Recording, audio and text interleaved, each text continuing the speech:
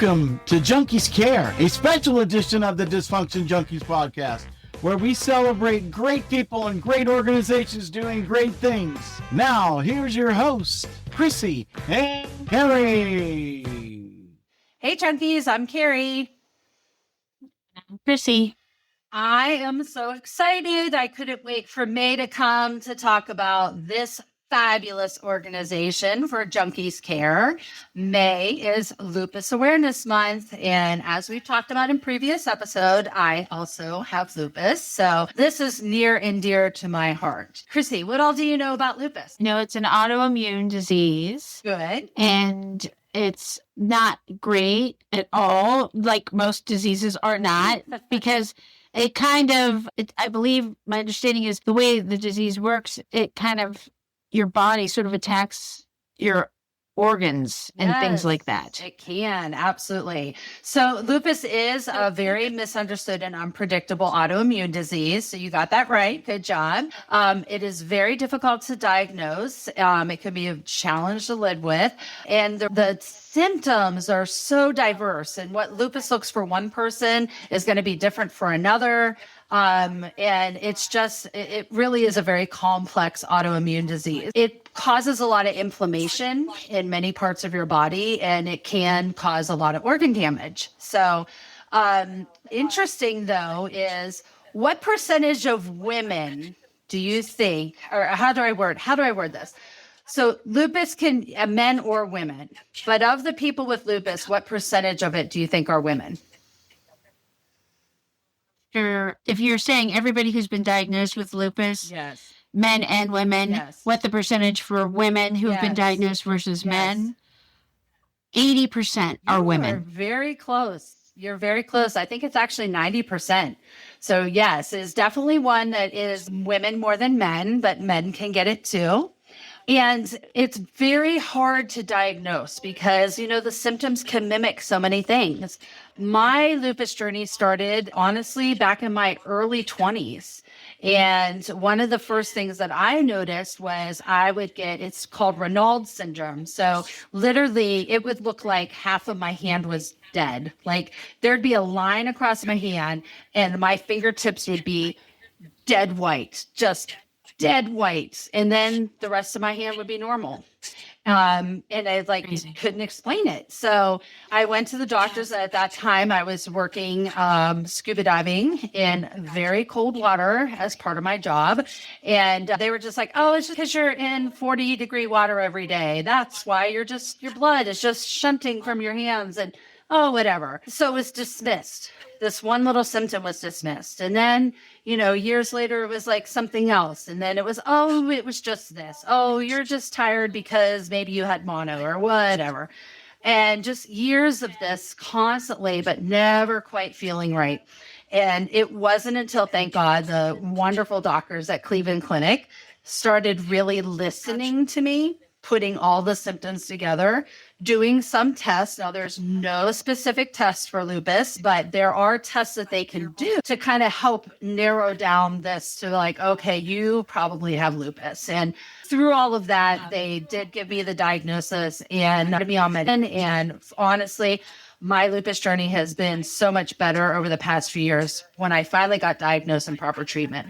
But it's horrible. I mean, you can go, it's average 6 to 8 years people take before they get a diagnosis. And they get from doctor to doctor to doctor and, it's just this or, it's just that. So it really is a difficult disease to live with. But if you find the right doctors and you find the right care team that listens to you and understanding your treatments and mitigating it, it really helps. So if you want to learn more about lupus, then you definitely need to go to the Lupus of America.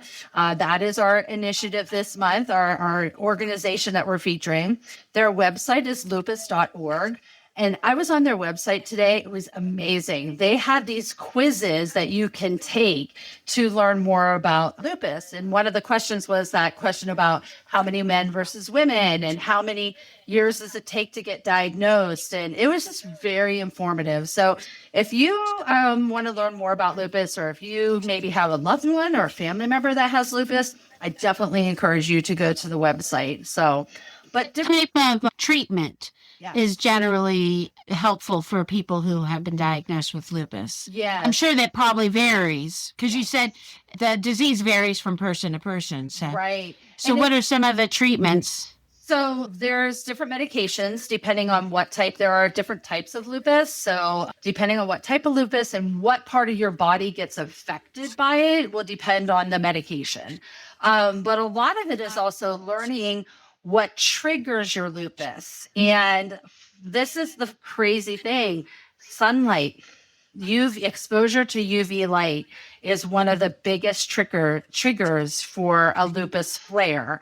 And for me, that can be devastating because I love to be outside. I love to be in the sun. I love to be at the beach, but the sun is like my worst enemy. So part of this. How have you been able to combat that? Exactly. So UV clothing. So having rash guards that are UV protective clothing. So yeah, I'm the person at the beach that has the long sleeve shirts on. I'll have the wrap or the cover up. I'm very mindful of how much time I spend in the sun when I go out, what part of the day, just really being careful of that, using my sunscreen, making sure, if I am out in the shade. So mitigating things that are triggers. Certain foods, if certain foods are going to trigger it, for everybody it's different. So avoiding those kind of triggers. Stress, huge. So trying to make sure you're mitigating it. So a lot of it is learning a lifestyle, but then also having the proper medication to help your body fight that is fighting itself, basically. And when you do have flares, trying to control the inflammation in your body. So I really thought it was interesting. I got to find it in my notes here that there's no cure for lupus. But the treatment plan, you want to help control your symptoms, such as the joint pain, swelling, and constantly feeling tired, keeping your immune system as healthy as you can to stop it from attacking your body as much as possible, and protecting your organs from major damage. So kidneys often are affected. That's something for me that the doctor's are always watching, in my eyes. There's a potential for some eye damage. So, but yeah, everyone is different. So it's a journey. So somebody who maybe wants to go to that website and see, they might be able to, if they're suspecting that maybe they might have something like this, it might be a good place to start. Absolutely. And have those open conversations with your doctor. And, you know your body best. We've talked about this before in our doctor's episodes and our dysfunctional healthcare episodes, that you are your best advocate. When something is not right. And sometimes it just takes finding the doctor that listens to you. And that was one of the things at Cleveland Clinic that I absolutely loved, is they actually listened to me, listened to my symptoms, listened to my journey. And I was actually just telling Chrissy before this episode that I started seeing a functional wellness doctor, and it was so great. My first visit there, I can't wait to talk about it in a future episode, because they listened. They sat and they listened to the whole history, the whole story, not just, oh, you're tired. Okay.